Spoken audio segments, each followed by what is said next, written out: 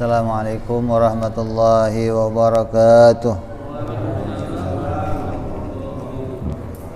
Al-Fatihah ila ruhi Sayyidina Habibina Syafi'ina Rasulillah Sayyidina Muhammad ibn Abdillah sallallahu alaihi wa ala alihi wa sahbihi wa azwajihi wa dhurriyyatihi. Allah ya'li al-rijati bil jannah wa yanfa'una bi asrarihim wa anwarihim wa ulumihim wa nafaatihim wa rakatihim fid din wal akhirah wa ja'aluna min hizbihim ويرزقنا محبتهم ويتوفنا على ملتهم ويحشرنا في زمرتهم بالعافية وسلامة. لهم الفاتحة. أعوذ بالله من الشيطان الرجيم. بسم الله الرحمن الرحيم. الحمد لله رب العالمين الرحمن الرحيم مالك يوم الدين. إياك نعبد وإياك نستعين اهدنا الصراط المستقيم صراط الذين أنعمت عليهم غير المغضوب عليهم ولا الضالين آمين. بسم الله الرحمن الرحيم. نويت تعلما وتعليما وتذكرا وتذكيرا والانتفاع والإفادة استفادة والحثا على التمسك وسنة رسول الله صلى الله عليه وسلم ودعاء إلى الهدى ودلالة على الخير ابتغاء مرضاته قربه وثوابه وحسن الخاتمة مع اللطف والعافية وصلاح العاقبة. Apa kita kemarin?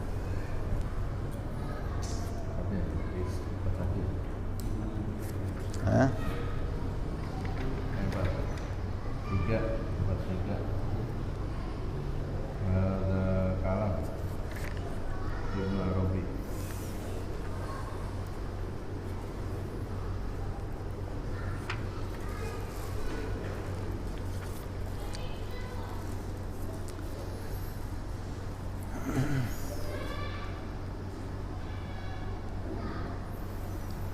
Jadi masih menerangkan tentang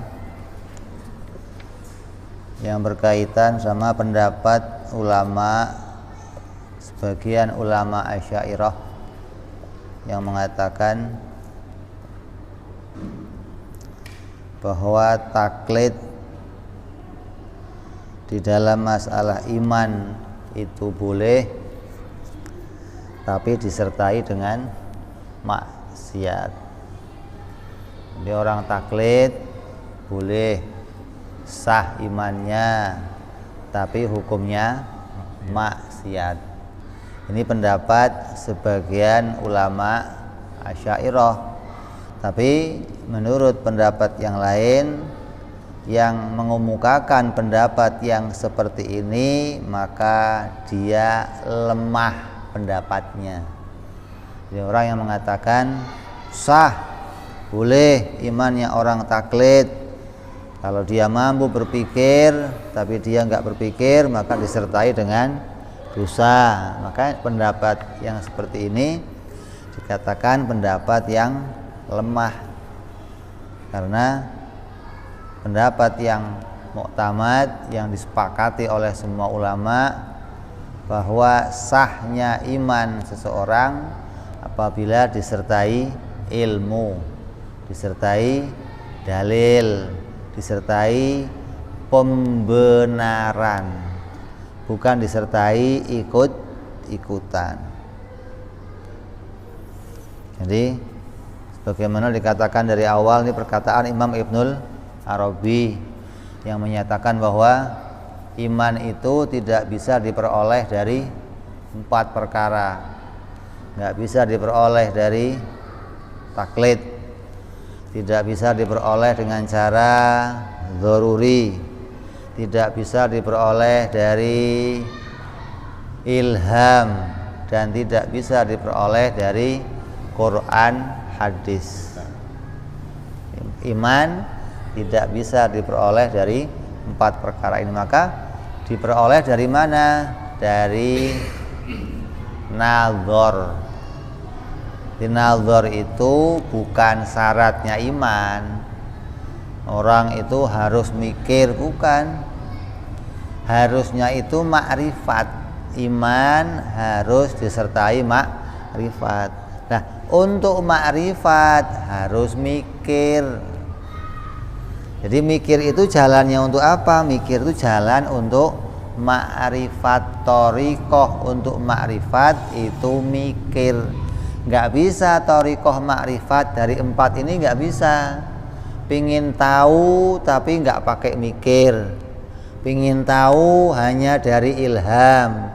Pengen tahu pakainya ikut-ikutan. Pengen tahu hanya baca Quran, hadis. Ini nggak bisa. Khususnya ma'rifat tentang Allah subhanahu wa ta'ala nggak bisa diperoleh dari 4 ini. Jadi ma'rifat dapatnya dari mana? Nadhar sahih, berpikir dengan cara yang benar, maka akan memperoleh ma'rifat. Jadi dari kesimpulan itu, maka dikatakan oleh musannif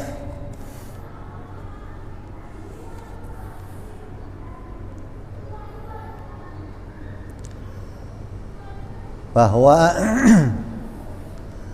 di saat musannif mengatakan bahwa ma'rifat dan pemikiran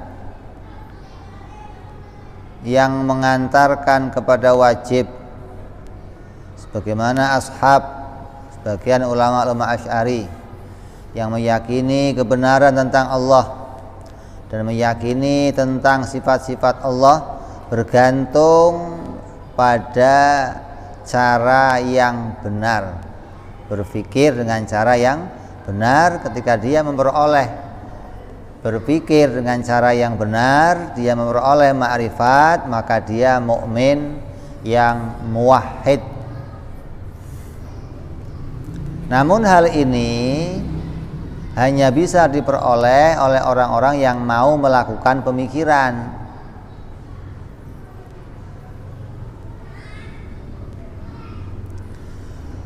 Andaikan hal itu diperoleh oleh orang lain yang mereka itu tidak melakukan jalan pemikiran, maka keyakinannya tidak akan aman dari kegoncangan. Jadi orang yang masuk agama Islam atau anaknya orang Islam yang tumbuh dewasa, ketika mulai memeluk agama Islam tidak dibarengi ilmu pengetahuan, maka ketika dia berjalan di dalam agama, maka tidak akan sepi dari kegoncangan, maka akan mungkin mengalami kegoncangan. Goncang itu akan mengalami keraguan. Ragu yang pertama, ragu pada pendapat bapaknya. Bagi orang yang taklid, ragu sama pendapat orang tuanya. Dari kecil didoktrin gini. Begitu gede ragu dia, apa bener apa enggak bapak saya, ini goncang berarti. Atau orang yang baru mau masuk Islam tapi enggak disertai ilmu pengetahuan, maka ketika dia masuk, maka dia mungkin saja keluar lagi, karena waktu masuk enggak pakai. Jadi, maka menurutku orang itu harus mengetahui setiap permasalahan di dalam akidah dengan dalil, gitu loh. Jadi kata ulama Asy'ariyah, maka seyogyanya kamu itu ya harus tahu masalah akidah, agar apa? Iman kita tidak mengalami kegoncangan.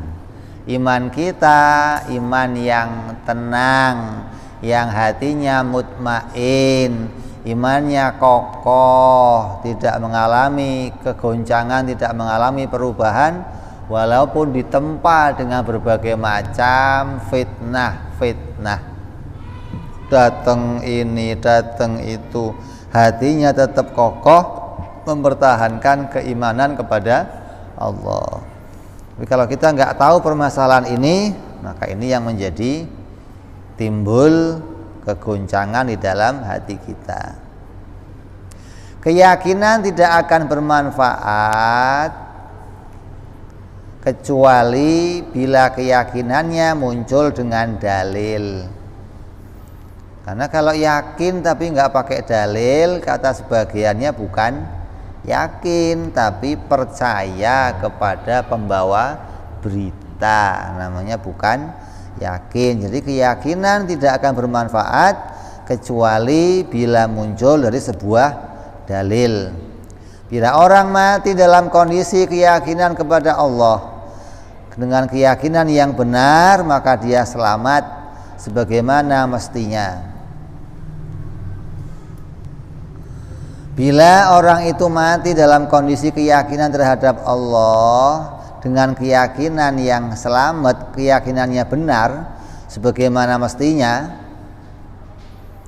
ini berarti keyakinannya anaknya orang Islam ini, meyakini Allah itu satu, meyakini Allah itu esa, Allah kuasa, Allah pencipta segala sesuatu.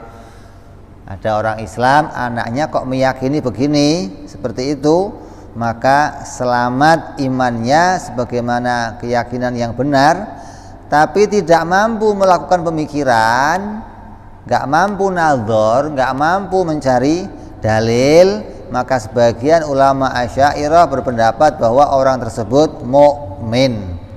Bila ia mampu melakukan pemikiran namun tidak melakukannya, maka menurut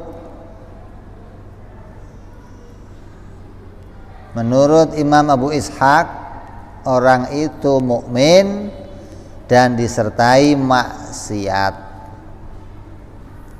Jadi kalau ada orang kamu tanya, apa bukti adanya Allah? Gak tahu saya. Gimana? Ada orang iman, kamu tanya, ada orang Islam, bukti adanya Allah apa? Jawabnya nggak tahu. Gimana?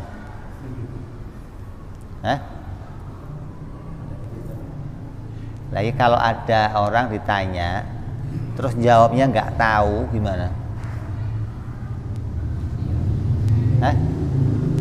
Maka orang yang seperti inilah yang dia itu boleh taklid, gitu loh. Berarti otaknya cetek, otaknya nggak mampu berpikir lebih jauh. Wong bukti adanya Allah kok nggak ngerti, nggak bisa nyari sendiri, berarti otaknya lemah. Nah, orang yang seperti ini tangkep, dudukin, kasih tahu doktrin, hafalkan akidah 50, maka imannya sah.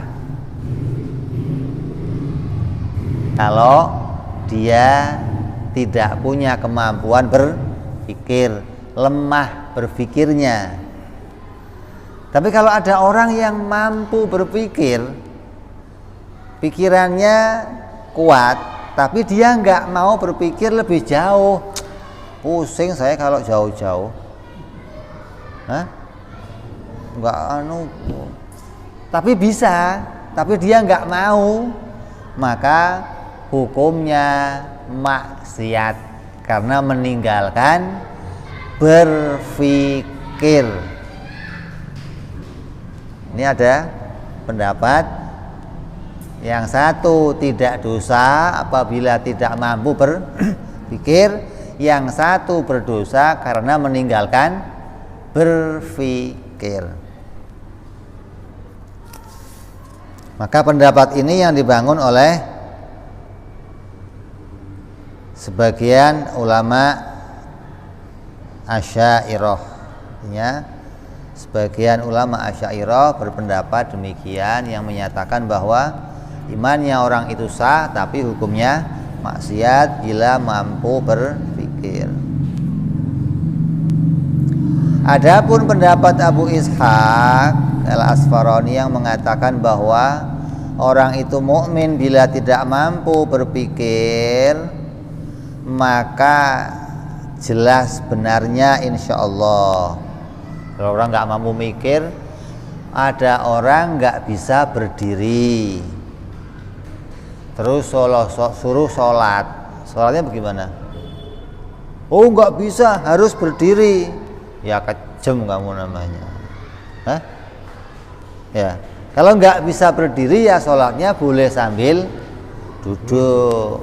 Kalau nggak bisa mikir, artinya otaknya lemah, nggak bisa bekerja untuk berpikir, maka ya nggak usah dipaksa mikir. Cukup kamu kasih hasil pemikiran kamu, gitu loh.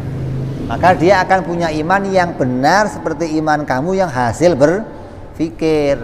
Kalau dasarnya tidak mampu berpikir. Lah siapa contohnya? Siapa contohnya? Orang yang ditanya begini, sesuatu yang tadinya nggak ada terus jadi ada, itu muncul dengan sendirinya apa diciptakan? Ya diciptakan, berarti bisa mikir.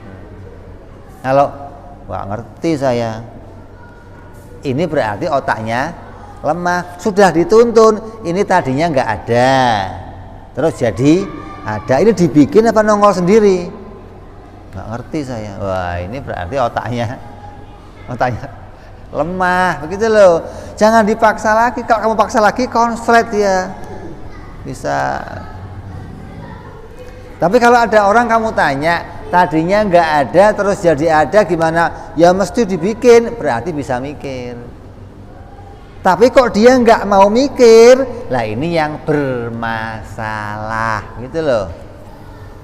Ya, punya kemampuan berpikir, tapi nggak mau mikir, artinya nggak mau mikir lebih lanjut, maka ini bermasalah. Sedangkan pernyataan bahwa ia mukmin beserta mampu melakukan pemikiran, namun tidak melakukannya, maka menurutku pendapat ini perlu dipikirkan lebih lanjut. Jadi pendapat yang mengatakan, oh iya ada orang Islam bisa mikir tapi dia taklid akidah 50, dikatakan oleh Abu Ishaq sah, kata musannif, yaitu perlu dipikirkan lagi pendapatnya. Itu kira-kira beres apa enggak pendapat seperti itu. Kalau yang enggak mampu mikir, saya yakin bener itu sah udah. Ini mampu mikir tapi enggak mau. Ada orang bisa berdiri sholat tapi enggak mau diri, sah enggak sholatnya? Nah ini kata oh sah tapi dosa. Kalau sholatnya sunnah dapat separuh. Kalau sambil rebahan dapat seperempat. Tapi sholat sunnah, kalau fardu nggak sah, gitu loh. Karena berdirinya itu rukun. Lah, ma'rifat kata sebagiannya itu rukun. Kalau maksiat ma'rifat itu jadi rukun, maka nggak boleh ditinggalkan, gitu loh. Kalau dia meninggalkan terus dikatakan sah gimana? Ini perlu kita pikirkan lagi pendapatnya. Ini kayaknya nggak beres pendapatnya. Ini kata musannif.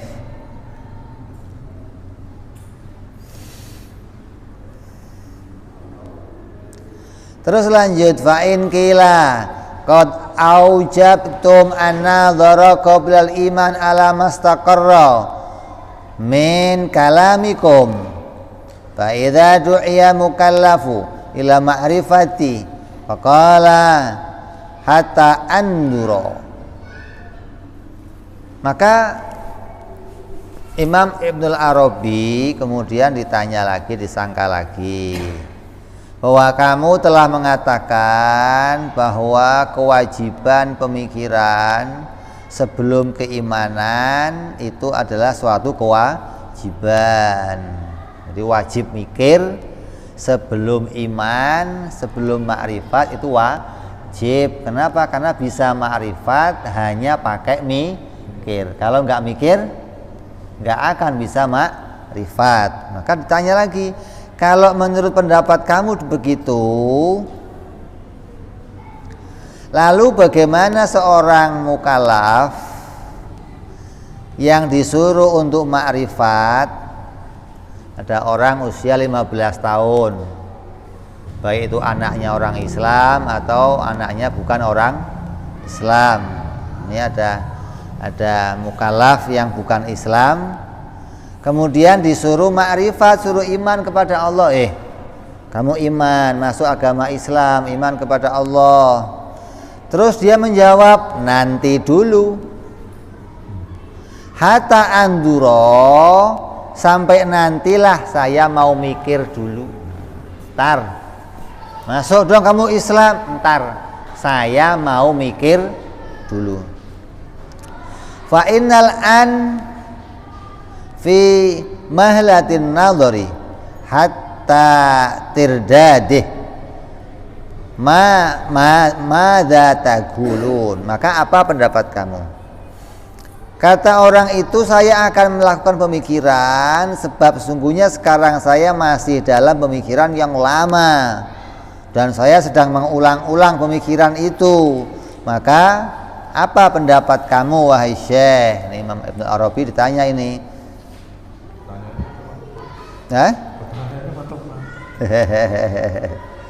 Atalzamunahul iqrara bil iman fatankuduna aslakum fi anna nadhara yajibu qablaha.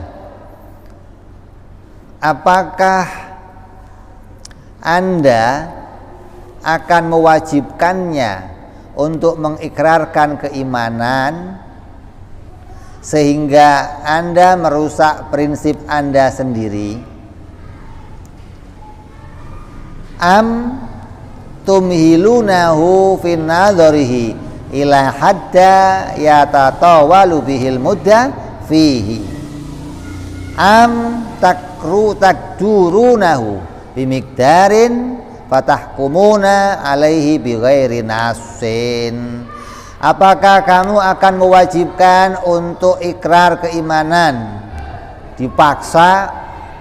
Apa itu sih? Dipaksa untuk ikrar keimanan sehingga merusak prinsip Anda sendiri yang mewajibkan pemikiran sebelum iman, atau membiarkannya melakukan penalaran sampai waktu yang tidak diketahui batasnya, atau Anda tentukan batas waktunya sendiri sehingga Anda menghukumi sesuatu tanpa nas. Nih, Imam Ibnu Arabi dibantah pakai 3 bantahan. Kalau ada orang kafir suruh masuk Islam, dia jawab, tar dulu, saya mau mikir dulu, saya lagi nadzar nih, ulang-ulang terus gak nemu-nemu. Kurang ajar emang. Terus itu yang begitu, itu yang belum nemu-nemu itu gimana mau dipaksa syahadat? Mau dipaksa syahadat? Kalau dipaksa berarti kamu membatalkan pendapat kamu yang mewajibkan berpikir. Atau mau dibiarkan, ya sudah kamu mikir dulu lah sampai waktu yang nggak jelas kapan. Ya kalau hidup terus, nah, kalau qaid di jalan. Yang ketiga, atau mau kamu tentukan, pokoknya kamu mikir, saya kasih waktu 3 hari. Mikir bisa nggak bisa masuk Islam. Kalau kamu putuskan begitu berarti kamu menetapkan sesuatu tanpa adanya nas Al-Quran ataupun hadis. Nggak ada ketentuan Quran hadis yang mengatakan orang yang mau masuk Islam kasih waktu 3 hari. Ada? Ada nggak? Nggak ada. Jadi kamu mau milih yang mana? Paksa masuk Islam, biarkan berpikir, atau kasih waktu tertentu. Maka dijawab, fal jawabu ana naqulu amal qaulu bi wujubil imani qabla al ma'rifati fa dhaifun. Maka pendapat yang mengatakan mewajibkan iman sebelum ma'rifat, maka pendapat itu lemah. Yang penting yakin aja, mikir belakangan. Maka ini pendapatnya dhaif, lemah. Maka di ajaran kita, di pelajaran kita selalu dikatakan apa? Saya menyaksikan dan saya meyakini. kan? Saya bersaksi dan saya meyakini. Berarti bersaksi dulu baru yakin. Kalau ada yang mengatakan yakin dulu baru maka ini pendapat yang lemah. Udah nggak usah kebanyakan mikir, ntar stres loh. Ini pendapat yang lemah. Orangnya bisa mikir, kok nggak boleh mikir? Itu yang nggak boleh, itu yang perlu dikontrol otaknya, kata dia. Pendapat kamu itu lemah gitu loh. Kalau orang yang nggak bisa mikir, pantes kamu katakan kamu nggak usah mikir. Ini orangnya bisa mikir, kok kamu katakan nggak usah mikir, nggak apa-apa. Atau kalau nggak usah mikir tetap sah. Ini maka pendapat ini tertolak. Sebab mewajibkan li'annal ilzamu tasdiqi bimala tu'lamu sihatuhu yu'addi ila taswiyati bainan nabiyan wal mutanabbi.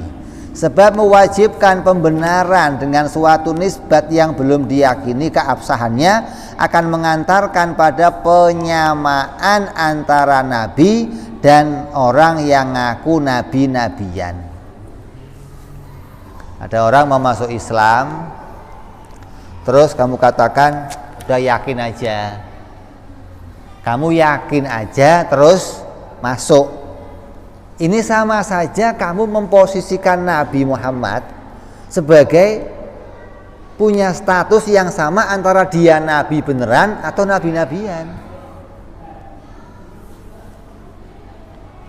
Kalau kamu nggak berikan dia ilmu untuk mengetahui ini betul-betul nabi, tapi kamu suruh masuk aja yang penting yakin, maka sekarang status nabi antara dua, bisa dianggap nabi beneran, bisa dianggap nabi-nabian. Lah, yang menyebabkan orang itu keluar Islam, kenapa? Karena kegoncangan muncul di hatinya, terus menganggap ini mah nabi-nabian, bukan nabi, maka dia keluar Islam. Gara-gara menganggap Nabi Muhammad sebagai nabi-nabian. Tapi kalau sejak awal masuk dia sudah betul-betul yakin ini nabi beneran, punya ilmu untuk masuknya, tahu Nabi Muhammad itu betul-betul utusan Allah, maka setelah masuk dia nggak akan keluar lagi. Walaupun ditindih batu kayak Bilal, nggak geser. Kenapa? Kenapa nggak geser? Karena tahu ini Muhammad nabi beneran gitu loh, bukan nabi. Lah kalau yang masuknya itu udah yakin aja, yang penting masuk. Kayak sebagian sahabat yang lain yang masuknya hanya mengikuti orang lain yang masuk, maka ketika keadaan Islam itu gemilang, gemah ripah, tenang dia dalam Islam.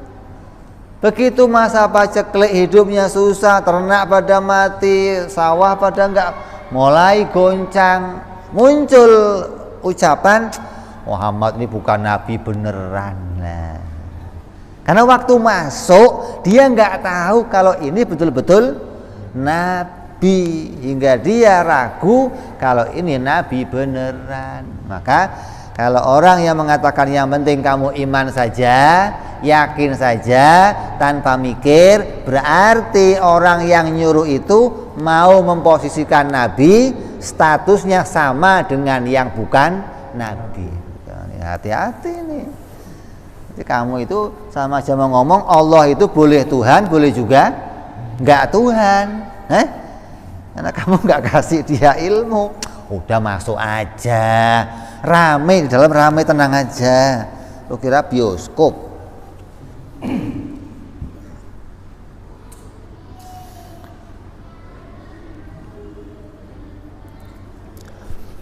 Lalu melakukan pemikiran, menemukan kebenaran dan meneruskan keimanannya, atau ia akan menemukan kebatilan lalu dia akan kembali kepada posisi sebelumnya, yaitu dalam kekafiran. Jadi orang yang dipaksa, yang penting yakin, ini dua kemungkinan. Apa? Ketika dia masuk, dia ketemu hidayah, maka dia terus akan berada dalam Islam dengan keyakinannya, kalau enggak ada kegoncangan. Tapi ketika ada goncang di dalamnya, maka dia akan keluar dan kembali pada kekafirannya. Nah yang seperti ini kenapa sebabnya? Sebabnya waktu masuk enggak dimodalin ilmu. Sebab waktu masuk enggak ditunjukkan kalau Allah betul-betul Tuhan, Allah itu satu-satunya Tuhan, dan Nabi Muhammad itu betul-betul Nabi. Kamu enggak ditunjukkan ini, ketika masuk akan mungkin terjadi kegoncangan. Ketika goncang, mungkin kamu akan keluar Islam. Nah ini makanya penting agama pakai ilmu. Kamu masuk agama lain enggak ada, Kristen, Yahudi, Nasrani, Konghucu, masuk jabat tangan masuk. Enggak ada dilatih ilmu makrifat, apa yang mau dimakrifati? Tapi kalau ini kan enggak punya bukti. Apa buktinya kenabian Nabi Muhammad? Apa bukti ketuhanannya Allah? Hingga mereka punya ilmu untuk itu, hingga enggak pernah ragu lagi tentang keyakinan ini. Maka dijawab, wa amma idza da'al matlub, maka ketika ada orang yang diperintah beriman, kemudian dia minta untuk berpikir dulu, maka dikatakan kepadanya, orang mau masuk Islam, disuruh masuk Islam, ngomong dia mau mikir dulu, kemudian lihat orang ini biasa tinggal di lingkungan Islam atau enggak.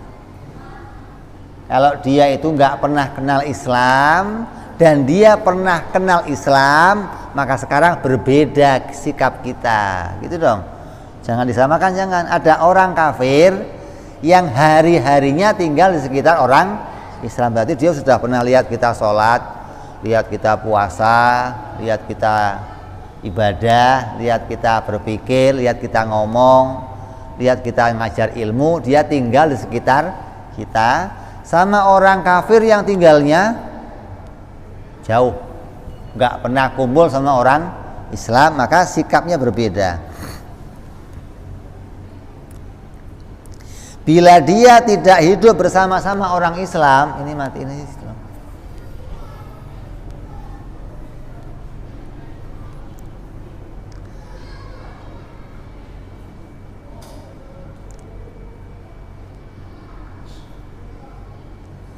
Maka caranya menjawab bagaimana? Kalau dia nggak tinggal bersama-sama orang Islam, maka caranya, bila kamu fa'in kunta la ta'lamuhu fasma'hu, apabila Anda tidak mampu melakukan berpikir yang benar, maka lakukanlah sekarang juga. Kalau dia nggak bisa mikir, kalau sudah biasa kumpul sama orang Islam, berarti sudah bisa mikir. Maksudnya mikir tata cara mengetahui kebenaran agama Islam. Tapi kalau dia nggak pernah kumpul sama orang Islam, maka dia nggak bisa mikir. Kalau nggak bisa mikir gimana? Maka kamu akan saya ajarkan caranya berpikir dengan cepat. Bila tidak, maka dengarkanlah dan alur pemikiran yang benar sampaikan kepada dia dalam waktu yang cukup. Waktu yang cukup itu berapa kira-kira? Setahun? 2 tahun? Ajak mikir yang cepat berapa? Buru mati seminggu.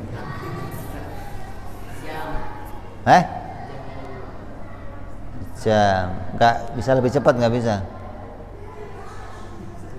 Dalam waktu secepat-cepatnya dalam tempo yang sesingkat-singkatnya, harus begitu. Artinya diajak berpikir cepat itu 5 menit, 10 menit begitu loh. Apa yang mau dipikirkan? Tanya, duduk. Alam ini tadinya nggak ada, terus jadi ada. Tiap-tiap yang tadinya nggak ada terus jadi ada, pasti ada yang menciptakan.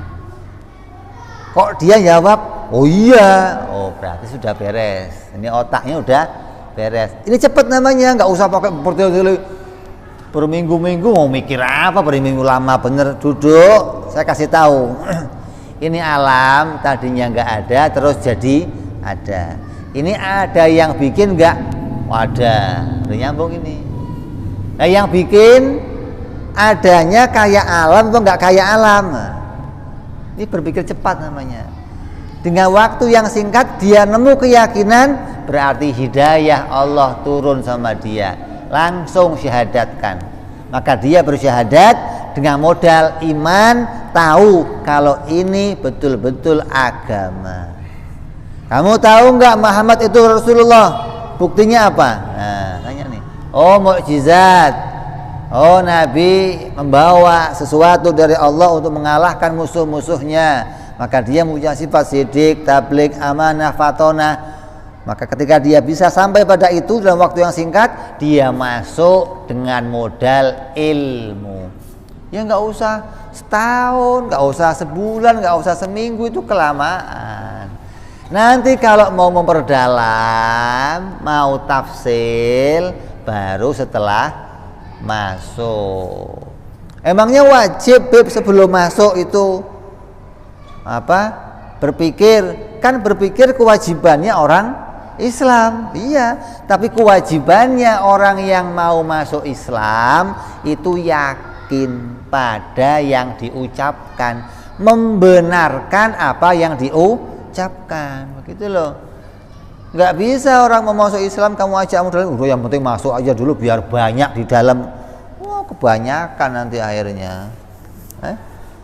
Jadi kalau kamu ngajak dia masuk Islam tapi nggak kamu pakai ilmu, berarti kamu sama aja mengajak dia hanya untuk nengok Islam. Kalau cocok lanjut, nggak cocok dia keluar. Agama kok coba-coba. Gimana sih? Mau milih agama kok kayak milih warung makanan loh, Padang ya. Coba nggak cocok ini. Pindah Padang sono nggak cocok. Ini agama apa? Masuk Kristen, saya mau udah pindah-pindah agama Pak, belum ada yang cocok. Lah intinya carinya bagaimana? Agama kok dicoba-coba begitu, bagaimana sih? Pikir yang benar, nanti orang itu akan masuk dan nggak akan keluar lagi dia.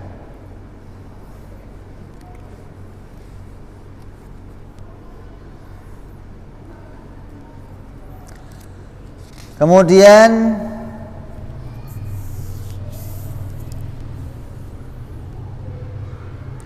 bila dia beriman maka ia nyata-nyata telah mendapatkan hidayah dari Allah. Bila dia menolak maka jelas-jelas dia telah mengingkarinya, maka pengingkaran itu wajib dikeluarkan darinya dengan ancaman pembunuhan bila ia tidak mati dengan sendirinya.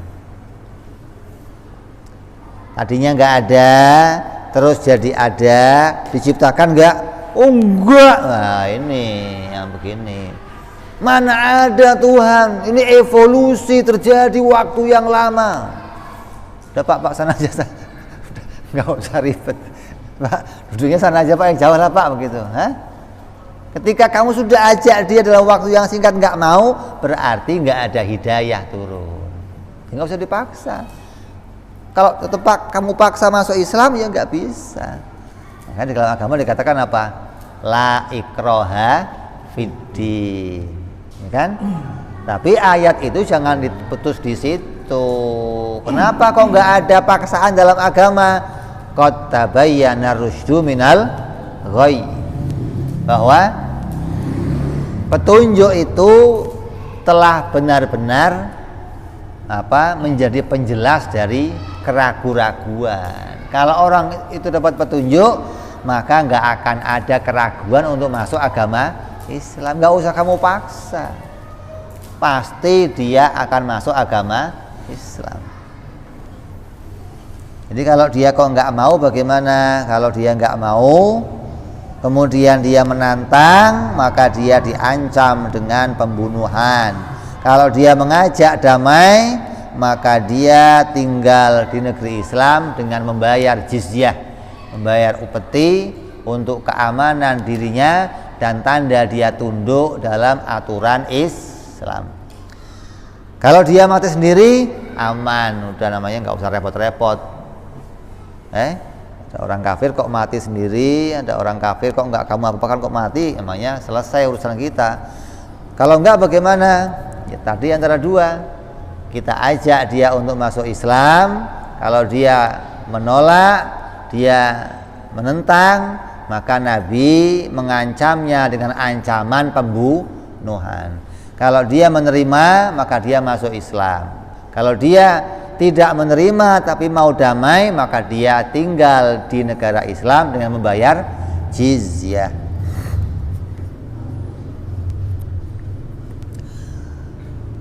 Wa in kana mimman thaqana ahlul Islam, apabila dia termasuk orang-orang yang tinggal di lingkungan Islam dan mengetahui caranya beriman, maka ia cukup diberi waktu, maka dia tidak bisa diberi waktu sedikit pun untuk menunda Islamnya. Nah, beda ini. Kalau dia asalnya dari luar Islam, maksudnya luar lingkungan Islam, nggak pernah tinggal di lingkungan Islam, maka perlu diajak berpikir sejenak agar menemukan keyakinan bahwa agama yang mau saya peluk itu betul-betul agama yang benar gitu loh. Kalau tinggalnya dia di lingkungan Islam, maka nggak perlu diajak mikir, maka dia langsung disyahadatkan karena sudah tinggalnya di lingkungan agama Islam.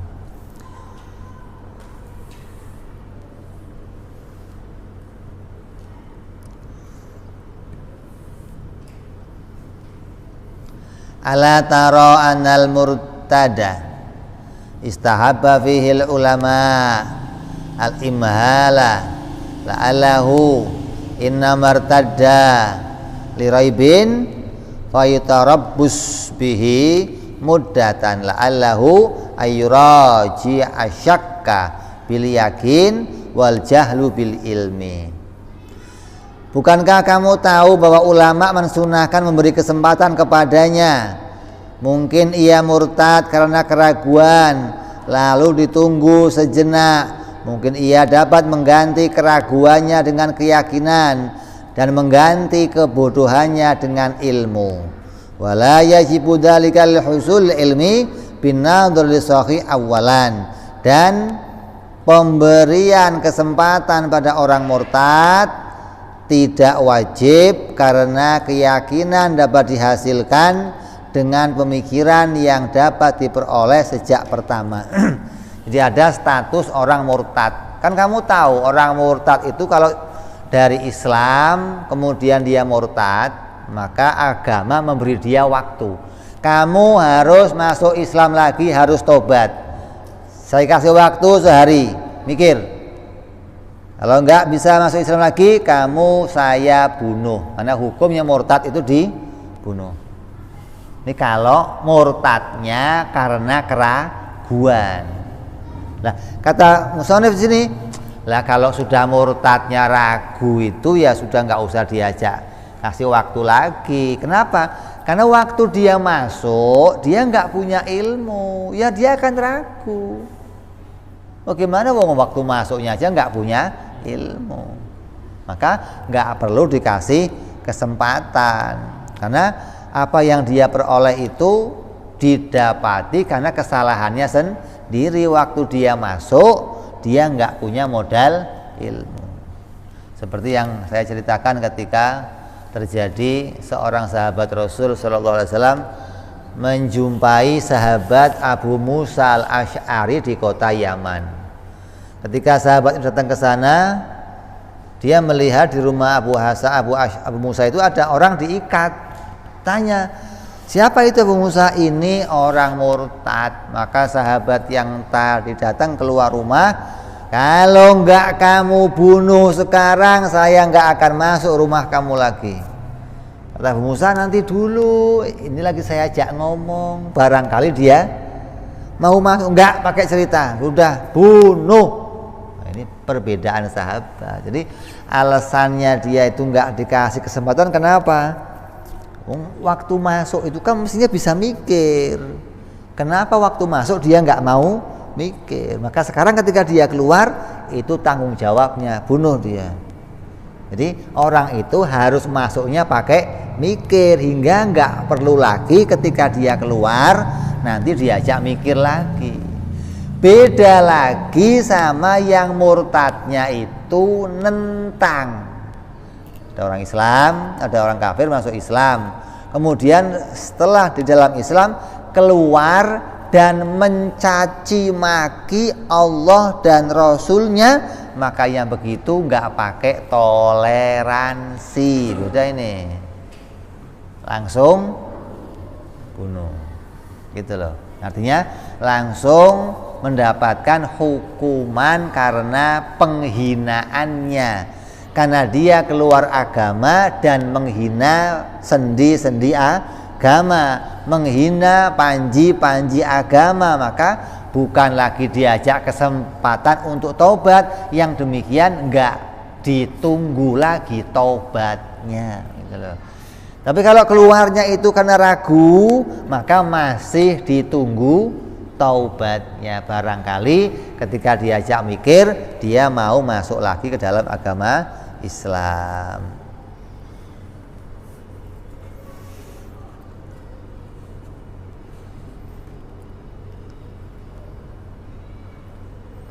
Jadi jelas apa yang dikatakan itu tentang perkaranya orang kenapa waktu masuk harus mikir. Karena kalau dia nggak mikir dulu, nggak tahu benernya dulu, maka dia mungkin saja keluar. Mungkinnya keluar kenapa? Karena menganggap Nabi Muhammad bukan Nabi.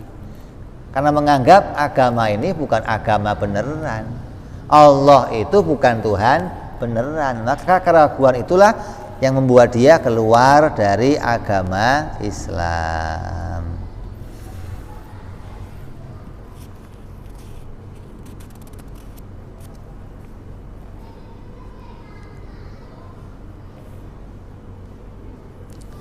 Lalu bagaimana benar menurut seorang pemikir? Pendapat yang menyatakan bahwa wajib iman dahulu sebelum pemikiran. Sebab menurut akal tidak sah imannya tanpa kebenaran yang diketahui. Keimanan yang ditemukan sebelum keimanan yang ditemukan terjadi karena husnudzon dirinya kepada orang yang memberitakan keimanan padanya. Bila tidak demikian, maka bila dia ragu atau beranggapan bohong, maka dia akan meninggalkan kemantapan imannya. Jadi kalau ada orang menyatakan bahwa iman itu ya lebih dulu sebelum mikir, maka menurut akal iman itu ya tidak sah tanpa kebenaran. Ini kata ulama sebagian, iman itu tidak sah tanpa membenarkan. Lah, membenarkan itu pakai ilmu pengetahuan. Kalau kamu nggak pakai ilmu, kamu nggak bisa membenarkan. 1 tambah 1 jumlahnya 2. Terus kamu ngomong bener. Yang ngomong bener itu karena apa? Tahu. Kalau nggak tahu, nggak bisa ngomong bener gitu loh. Jadi iman itu begitu, harus membenarkan lah. Membenarkan itu perlu tahu. Jadi kalau ada orang kok tahu-tahu mau masuk Islam, ini kamu masuknya membenarkan apa ikut-ikutan gitu loh. Kamu harus masuknya karena membenarkan. Maka ajak dia untuk tahu walaupun sekelumit. Yang penting tahu dulu ini agama bener gitu loh. Lalu dia masuk, kemudian diperpanjang pembicaraan setelah dia masuk ke dalam agama Islam, karena agar dia nggak keluar lagi dari Islam. Lah kalau saya ajak dia taklid aja gimana? Saya kasih tahu Islam begini, udah kamu percaya aja. Gimana? Oh, kalau modalnya hanya taklid, diajak saja, yakin kalau orang itu sampai memegang kata-kata kamu, maka itu enggak disebut iman, tapi disebut percaya kata kamu. Percaya kata pembawa berita, bukan membenarkan. Beda ini, percaya sama membenarkan itu beda. Ada orang datang ke sini ngasih tahu di depan ada tabrakan. Berita itu kamu benarkan atau kamu iakan? Kalau kamu membenarkan, maka harusnya kamu sudah lihat dulu kejadiannya. Nah, kalau kamu kok percaya saja, ya udah di depan itu ada tabrakan, itu bukan membenarkan itu namanya, tapi kamu percaya beritanya orang. Beda ini kan? Membenarkan itu hasil pengetahuan, percaya katanya orang, nggak pakai mikir, nggak pakai ngecek, nggak pakai cari tahu kebenarannya. Yang penting ya udah saya percaya. Nah, percaya yang seperti itu kata sebagian ulama Asy'ari itu bukan iman, gitu loh. Iman itu percaya yang pakai bukti, percaya yang pakai ilmu, itu namanya iman. Lah terus orang yang ikut-ikutan tadi, yang kamu kasih tahu tadi, ya udah saya percaya dah, di depan ada tabrakan, ya. Kemudian setelah kamunya pergi, ada orang lain datang, dia nanya, Pak dari mana? Dari depan. Saya mau nanya, betul nggak di depan ada tabrakan? Nggak ada, saya nggak lihat tabrakan. Kamu yang tadinya percaya, setelah mendengar dia ngomong nggak ada, apa sikap kamu? Ragu. Nggak bener nih yang ngasih tahu, juga ada katanya, gimana sih? Itu loh. Lah, karena kamu ragu, kamu akan meninggalkan omongannya yang pertama. Gitu loh. Ini yang dikhawatirkan begitu, kalau sampai modalnya cuman percaya kata orang, bukan percaya pakai dalil. Sama aja begini gambaran nih. Kita bikin apa namanya? Bikin gambaran, kita bikin ilustrasi. Kamu bilang sama anak kamu, nak, di belakang hutan ini ada tempat yang indah, yang kalau kamu sampai ke sana, hidup kamu akan makmur, tenang, sudah sentosa. Anak kamu nanya, caranya ke sana gimana, Pak? Ya ini pakai ini, kamu saya modalin pentungan hansip nih. Kalau ada hewan-hewan yang mau gigit kamu, mengganggu, pukul aja pakai itu. Ya. Masuk dia ke sana. Setelah dia masuk di sana, kalau ketemunya sama ular kecil, kalajengking, masih bisa dipukul. Lah begitu ketemunya macan, gajah, ketemunya PDI, melotot, aja dia pendong diem aja gimana terus. Itu ketika pentungan sudah nggak kepake lagi, kira-kira masih dipegang terus nggak itu? Akan diapain? Saya perlu senjata yang lain, maka akan ditinggalkan itu. Jadi kita demikian, kalau kamu hanya modali anak kamu pakai percaya kata bapak, nanti ketika dia di jalan ketemu orang yang pemikiran lebih hebat dari bapaknya, dia akan ragu kata bapaknya. Bapak saya ini nggak bener kayaknya ini, masa begini? Maka akan ditinggalkan kata bapaknya, dia akan ikut katanya orang lain. Ini bahayanya orang yang taklid. Selain itu sungguh Nabi Shallallahu Alaihi Wasallam da'al khalqa ilan nadhari awalan. Wah, kita tahu Nabi mengajak kepada manusia untuk berpikir pada awal-awal penyebaran agama Islam. Falamma qamatil hujjah, maka ketika Islam telah kuat, wa balagha ghayatul i'dzar fihi hamlahum alal iman bisayf. Ketika hujah telah kuat, nazar telah diajak semuanya, banyak orang masuk Islam, maka mulailah Nabi memegang pedang. Jadi nggak ada dari awal Islam itu pakai pedang, ayo masuk Islam, masuk Islam. Nggak ada begitu, nggak ada. Nabi ngajak orang pakai akal. 13 tahun di Mekah tidak ada pedang diangkat, nggak ada. Setelah pindah ke Madinah, Islam kokoh, berdiri negara Islam, baru ada perang. Kenapa? Perangnya karena ini urusannya negara, mengajak negara yang lain. Negara ini nyerang, bagaimana?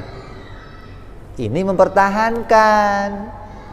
Lah, tadinya sebelum negara, Nabi nggak ada pedang, nggak ada, adanya berpikir. Ayo, Allah ada apa tidak ada? Tuhan berapa?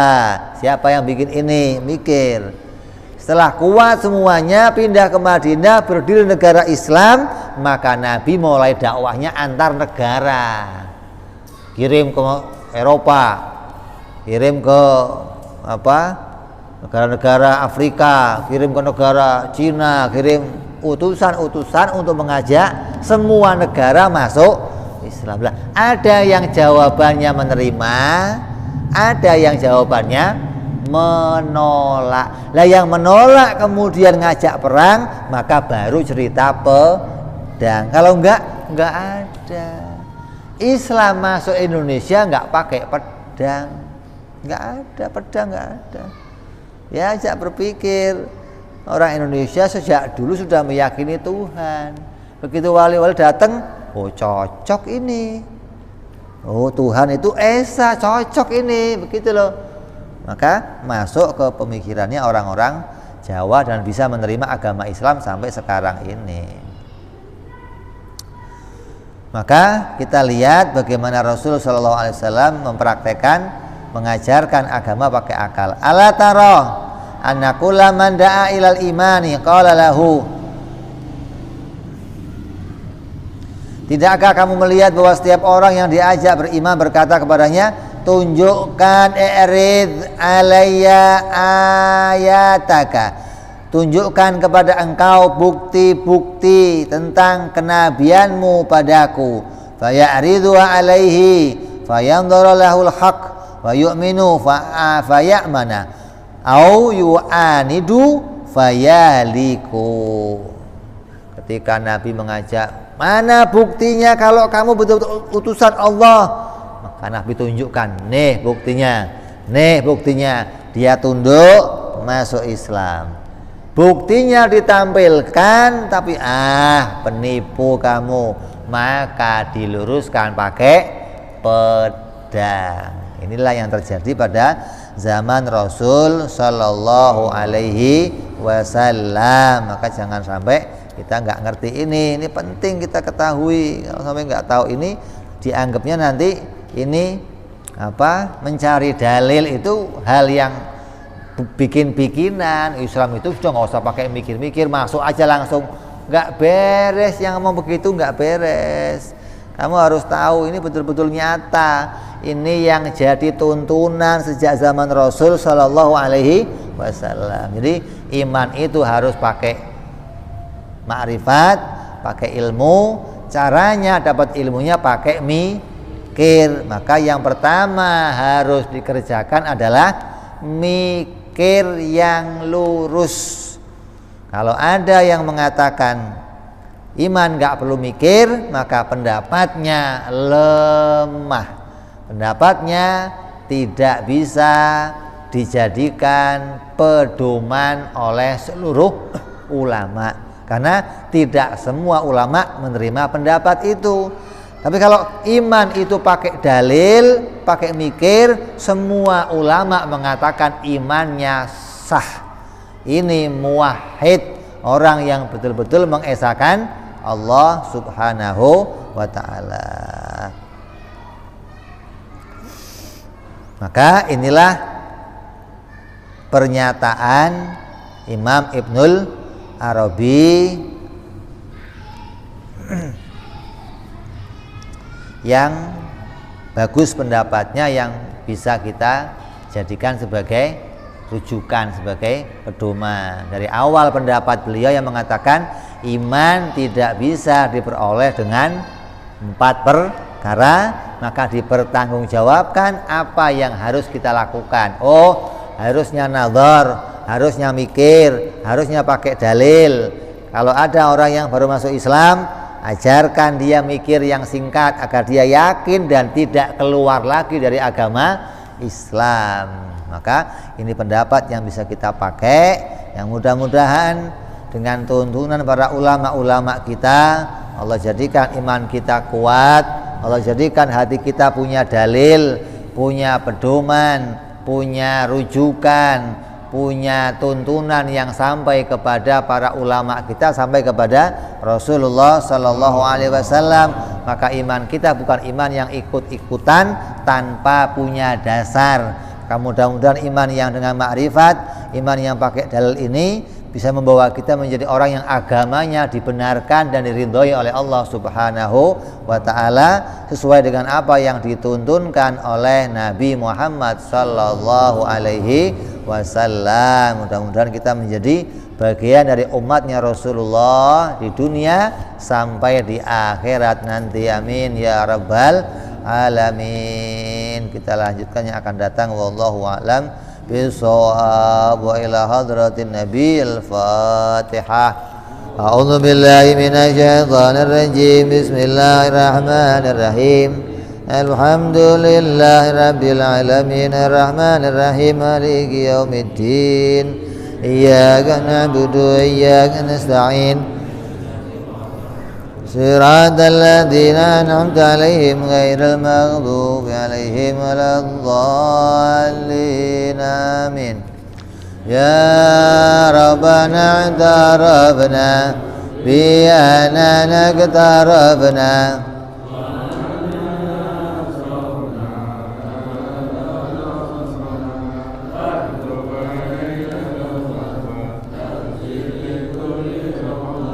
واستغفر لنا عوراتي روعتي واغفر لوالدينا ربي ومولودينا والآل والإخوان وسائر الهلان وكل ذي أو جيرة أو صحبة والمسلمين أجمع آمين ربي اسمع فضلا وجودا منان فباكتسام منا بالمصطفى رسولي نضى بكل سولي صلى وسلم ربي عليه عند الحب وآله وصحبه عداد طنسي صحبي